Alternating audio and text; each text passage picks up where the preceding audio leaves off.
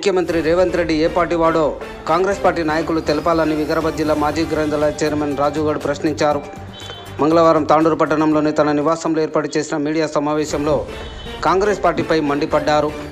ముఖ్యమంత్రి రేవంత్ రెడ్డి పూటకో మాట మాట్లాడుతున్నాడని, బీహార్ ప్రచారంలో బీజేపీ జేబులో సిబిఐ, ఈడీ, ఐటీలు ఉన్నాయని ప్రచారం చేసిన ముఖ్యమంత్రి మన తెలంగాణ అసెంబ్లీలో అదే సిబిఐ చేత కాళేశ్వరంపై ఎంక్వైరీ చేయడం ఏంటని ప్రశ్నించారు. బీజేపీ రాజ్యాంగంపైనే దాడి చేస్తుందని రాహుల్ గాంధీ ఆరోపిస్తూ దేశమంతా తిరుగుతూ ప్రచారం చేస్తుంటే అదే ముఖ్యమంత్రి రేవంత్ రెడ్డి రాజ్యాంగాన్ని ఉల్లంఘించి 10 మంది బీఆర్ఎస్ ఎమ్మెల్యేలను కాంగ్రెస్లో చేర్చుకున్నాడని ఆరోపించారు. ఎన్నో కుట్రలు కుతంత్రాలతో బీఆర్ఎస్ పార్టీని నాశనం చేయాలని చూస్తున్న కాంగ్రెస్ బీజేపీల వల్ల కాదని అన్నారు. ఈడీలకు, సిబిఐలకు బీఆర్ఎస్ పార్టీ నాయకులు భయపడరని వెల్లడించారు.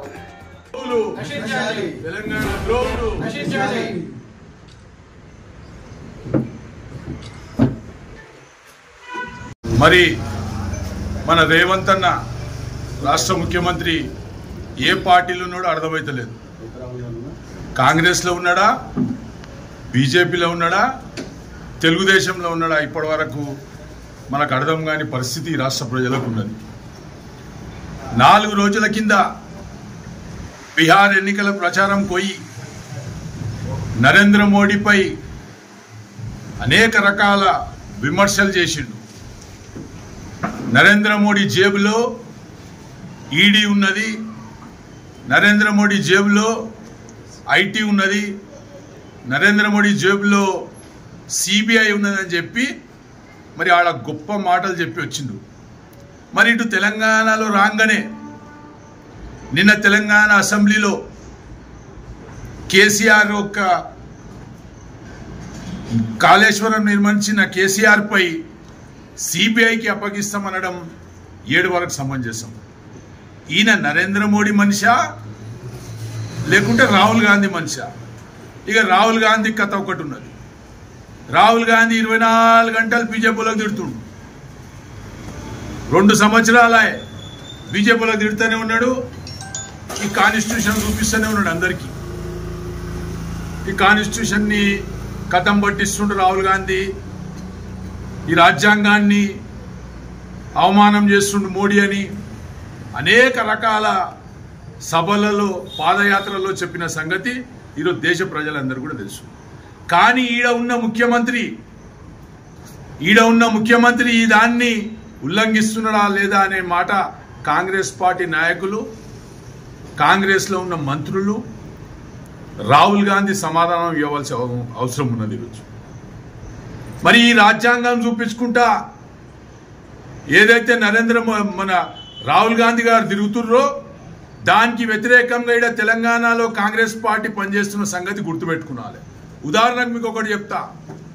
10 మంది టిఆర్ఎస్ ఎమ్మెల్యేలను రాజ్యాంగ విరుద్ధంగా కాంగ్రెస్ పార్టీలో చేర్చుకున్నప్పుడు రాజ్యాంగం ఉల్లంఘన కాలేదా అని చెప్పేసి ఈ సందర్భంగా కాంగ్రెస్ పార్టీ వాళ్ళకు అడగడం జరుగుతుంది.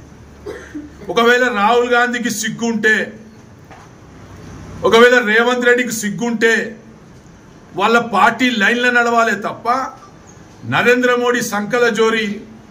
మరి ఈరోజు నరేంద్ర మోడీ, రాహుల్ గాంధీ, రేవంత్ రెడ్డి కలిసి తెలంగాణలో బీఆర్ఎస్ పార్టీ ఉండరాదనే ఉద్దేశంతో వాళ్ళందరూ కూడా కలిసి పనిచేస్తున్న సంగతి మనందరికీ తెలుసు. కేంద్రంలో బీజేపీ అధికారంలో ఉన్నది.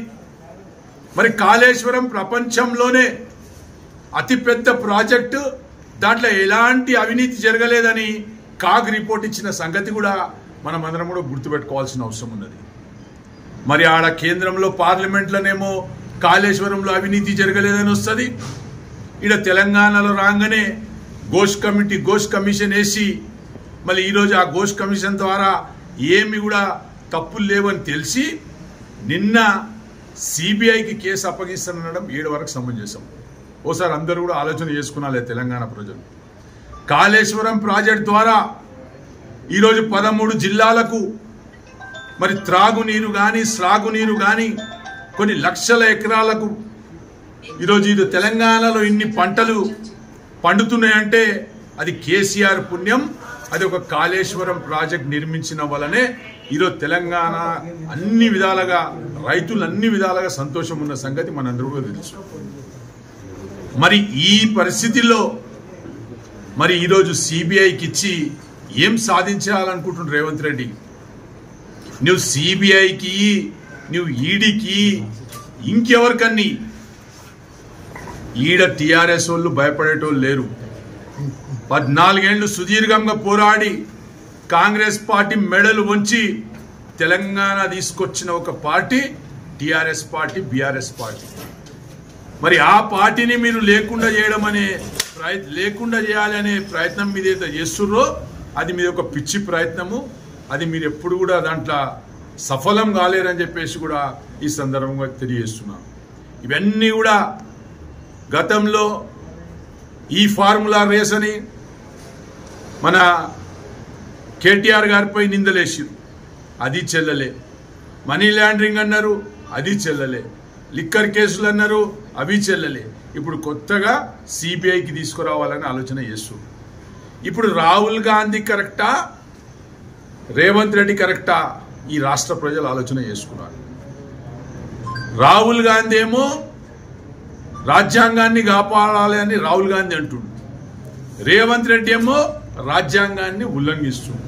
కాబట్టి మేము ఒకటే డిమాండ్ చేస్తున్నాం, తెలంగాణ కోసం పుట్టిన టిఆర్ఎస్ పార్టీ ఎప్పటిదాకైతే ఈ భూ ప్రపంచం ఉంటుందో అప్పటిదాకా టిఆర్ఎస్ పార్టీ ఈడ ఉంటుంది. తెలంగాణ ప్రజలకు అన్ని విధాలుగా మేలు చేయడానికి ఉంటుందని చెప్పేసి కూడా ఈ సందర్భంగా చెప్పుకుంటూ, మరి ఒకవేళ కాంగ్రెస్ వాళ్ళకు దమ్ము, ధైర్యము, సిగ్గు, శరం ఏమని ఉంటే ఇవన్నీ సిబిఐలు, ఈడీలు పక్కకు పెట్టండి. ఏవైతే నువ్వు 6 గ్యారంటీలు, 420 హామీలు ఏవైతే ఇచ్చినావో అవి నెరవేర్చు ఫస్ట్. తర్వాత ఈ జూటా కేసులు, బద్నాం చేయాలి కేసీఆర్ గారికి అని నువ్వు ఎంత ఆలోచన చేసినా నీవేమి పప్పులు ఉడకాయని చెప్పేసి కూడా ఈ సందర్భంగా చెప్పుకుంటూ, తాండూరు నియోజకవర్గంలో కూడా అన్ని విధాలుగా పార్టీకి అండగా ఉంటాం. కార్యకర్తలందరూ కూడా సిద్ధం చేస్తాం. రేపు గ్రామ పంచాయతీ ఎన్నికలు కానీ, మున్సిపాలిటీవి కానీ, అదేవిధంగా జడ్పీటీసీలు, ఎంపీటీసీలు కానీ అన్నీ కూడా పెద్ద ఎత్తున టీఆర్ఎస్ పార్టీ గెలవబోతుంది. దీన్ని మా సత్తా ఏమో మేము చూపెట్టబోతున్నామని చెప్పేసి కూడా ఈ సందర్భంగా చెప్పుకుంటూ, ఈ 3 దొంగలకు తెలంగాణ ప్రజలు నమ్మరాదని చెప్పేసి ఈ సందర్భంగా మీకు మరొకసారి తెలియజేసుకుంటున్నాను. ఈ దొంగల కథ ఎట్లున్నదంటే, బీహార్లోనేమో ఓట్ చోరీ అంటున్నారు, మరి అదే ఆంధ్రప్రదేశ్లో జగన్మోహన్ రెడ్డి మాజీ ముఖ్యమంత్రి గారు చెప్తున్నారు ఆంధ్రలో కూడా అవకతవకలు జరిగిన ఎలక్షన్లు అంటే, మరి జగన్మోహన్ రెడ్డి ఒక్కడు మాట్లాడారు. రాహుల్ గాంధీ, నరేంద్ర మోడీ, రేవంత్ రెడ్డి, చంద్రబాబు అందరూ కూడా కలిసి తెలంగాణలో దొంగలు దోచుకునే విధంగా పడ్డారు. మీరు ఎంతమంది దొంగలు వచ్చినా, ఎంతమంది దయ్యాలు వచ్చినా మీకు వదిలిపెట్టే పరిస్థితి ఉండదు. తెలంగాణ ప్రజల గుండెల్లో బీఆర్ఎస్ పార్టీ ఉన్నాడు, కేసీఆర్ ఉన్నాడు అని చెప్పేసి కూడా ఈ సందర్భంగా తెలుసుకున్నాను. జై హింద్, జై తెలంగాణ.